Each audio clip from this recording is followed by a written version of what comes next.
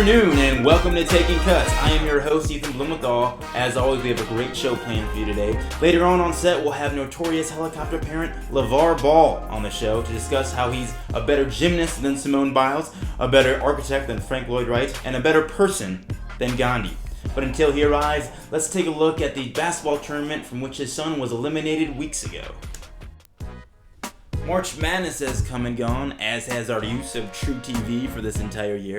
Coaches can step away from the court and use their $1 million salaries to vacation in exotic locations while their players sit around their dorms splitting packages of ramen noodles.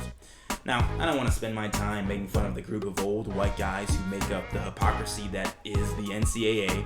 Instead, I'd like to make fun of a different group of old white guys: college basketball coaches. Have you ever watched a basketball game and noticed that coaches never sit down as if they know one of the assistants who wants their job put a giant middle finger shaped thumbtack on their chair? The closest they get to sitting is the catcher's crouch. Something about putting unnecessary pressure on their knees and feet that somehow helps their team put the ball in the basket. And then there's the whole suit thing. Nothing says an old, fat, rich white guy quite like watching old, fat, rich white guys sweating profusely in a $2,000 suit. Bob Huggins is old, fat, rich, and white with the best of them, but at least he sweats in a $20 sweatsuit he bought used off of your high school PE teacher. Unless the basketball world has some strange deal going on with Dry Cleaning Stores of America, I think it's probably time they ditch the silliness. Or better yet, let's look at the root cause of the sweating. All of the yelling. Every time the station goes to commercial, they show you a dunk, a pass, a slow motion shot of each of the coaches yelling, making stupid faces with spit flying everywhere. The Kansas Jayhawks just want to play ball, but then in strolls Hurricane Bill Self making a mess over everything. And for what? They don't have magic words. Look closely. They say things like, shoot the ball, box out, score more points than the other team. And even if they said anything of substance, no one can hear them. The players are under the other basket, and the coach is yelling, grab the ball. And the players are like, where? Are you talking to me? You talking to him? Are you saying grab the call? Are you 2 words? Okay, 2 syllables, first word. And then the other team would be dribbling up the court and scoring, except their coach is doing the same stupid thing. In a way, I understand it. It's hard to feel like you have no control over an important game.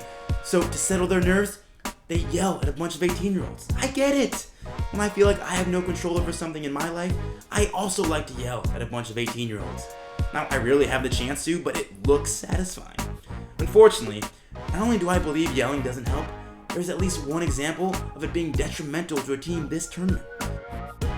When Vanderbilt played Northwestern in the first round, up by 1 with 14 seconds left, Vanderbilt guard Matthew Fisher-Davis intentionally fouled Northwestern's Bryant McIntosh, who made both free throws and Northwestern won by 1 point. Now, why did Fisher-Davis boneheadedly foul McIntosh, besides the fact that hyphenated last names take too long to say and his parents should have just picked one?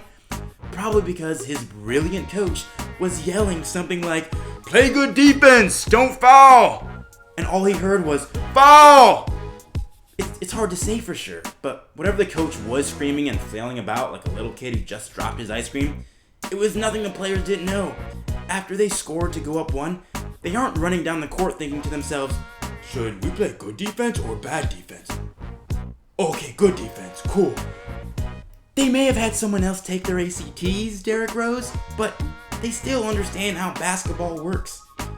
To find out just how crazy coaches can be, we take you to our senior field reporter, David Kaplinski. Thank you, Ethan.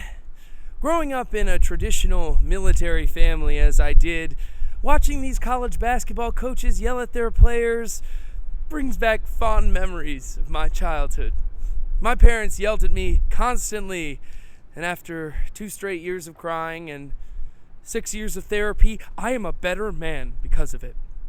To prove that yelling does in fact increase performance, we enlisted our own Ethan Blumenthal to introduce him to my family's rearing method, the Kaplinski Crush.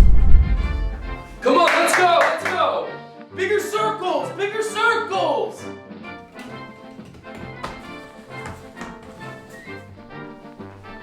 Come on, let's get the two folded here. Come on, we practice this. Let's go. You can't even get those creases in. Come on, you know how to get those. All right, kid, let's pull it out. Now put your signal on. Come on, turn easy. Pick it up, let's go. Are you kidding me? Come on, fast break, let's go.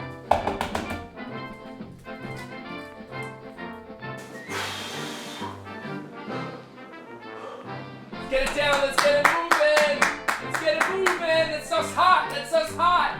Come on, we gotta keep those wrinkles out. The wrinkles, come on. The wrinkles. Do we ever do that in practice? Have we done that? What is this kid doing? He had a signal on. Are you joking, dude? Come on, back it up. Let's get back on TV. Let's go. Unbelievable. These kids. Come on. Well, ladies and gentlemen, I think we can all agree I showed Ethan just what the Kaplinski crush is all about. Since Ethan is unfortunately too emotionally distraught to finish the show, I'm David Kaplinski signing off for him here at the desk. See you next time.